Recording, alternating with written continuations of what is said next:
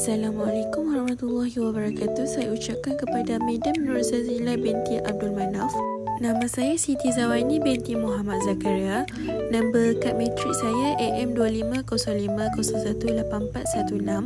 Saya dari semester 5 dan seksyen 10. Tajuk permainan ini ialah suku kata gula-gula. Tema alam bahan. Objektif pembelajaran daripada permainan ini ialah kanak-kanak dapat membina dan mengenal dua perkataan mudah daripada suku kata yang diberikan oleh guru, dan kanak-kanak dapat membaca perkataan yang dibina dengan sebutan yang jelas. Bahan bantu mengajar pula ialah bakul, kadbod gula-gula, kad suku kata, laptop, papan putih, pen marker.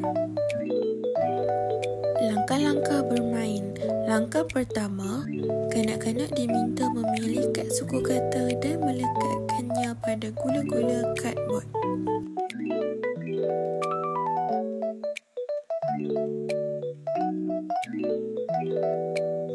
Langkah kedua, kanak-kanak perlu menyebut dan tulis suku kata pada papan putih.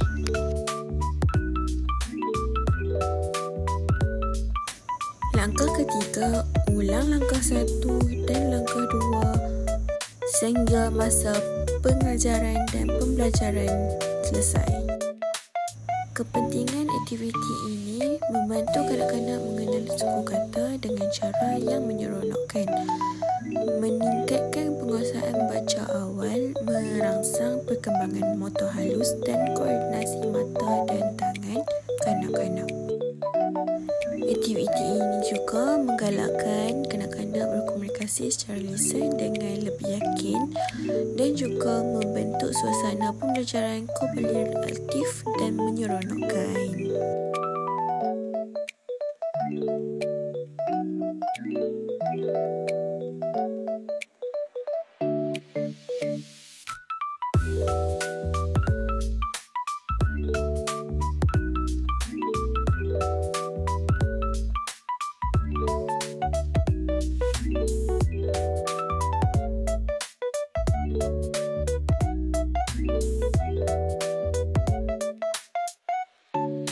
Sekian, ini saja daripada saya. Terima kasih.